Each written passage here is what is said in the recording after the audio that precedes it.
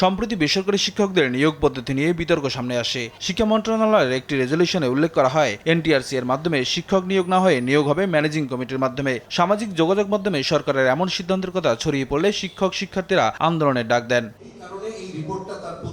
বিষয়টি পরিষ্কার করেন শিক্ষামন্ত্রী আনামা এহসানুল হক মিলন। মঙ্গলবার রাজধানীতে এক সেমিনারে তিনি জানান, এ সংক্রান্ত কোনো সিদ্ধান্ত চূড়ান্ত হয়নি। একটি বিষয়ে সিদ্ধান্ত নিতে হলে এটা আলোচনা হবে আলোচনার টেবিলে, সেখান থেকে রেজুলেশন হয়ে আমার কাছে আসবে। সেই রেজুলেশনের সিদ্ধান্ত কি মন্ত্রীর সিদ্ধান্ত, এটা কি রাষ্ট্রীয় সিদ্ধান্ত, এটা কি প্রধানমন্ত্রীর সিদ্ধান্ত, এটা কি দলীয় সিদ্ধান্ত?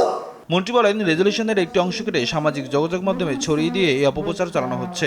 একটি মিটিংয়ের রেজুলেশনের আলোচনার জায়গাটুকু কেটে কোন গুপ্ত এক লোক মন্ত্রণালয় থেকে আলোচনায় যতটুকু হয়েছে অতটুকু কেটে দিয়েছে, কিন্তু তার নিচে যে রয়েছে মাননীয় মন্ত্রী সেটাকে দেখবেন, পরীক্ষা নিরীক্ষা করবেন, তারপরে সেইটার প্রজ্ঞাপন জারি হবে।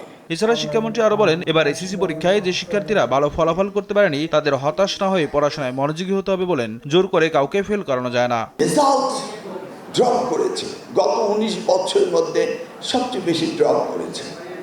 মানে আই ডোন্ট আন্ডারস্ট্যান্ড, ড্রপ কি করানো যায়? জোর করে কি রেজাল্ট ফেল করানো যায়? জোর করে কি পাস করানো যায়? This is a real story, facts. আমাদের ছেলেমেয়েরা লেখাপড়া করবে, তারা অনেকেই ভালো করতে পারেনি।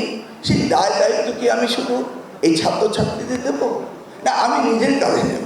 যেসব স্কুলে একজন পরীক্ষার্থীও পাশ করতে পারেনি সেসব স্কুলের বিরুদ্ধে ব্যবস্থা নেওয়া হবে বলে জানান শিক্ষামন্ত্রী। নিয়াজ মোর্শেদ, দেশ টিভি, ঢাকা।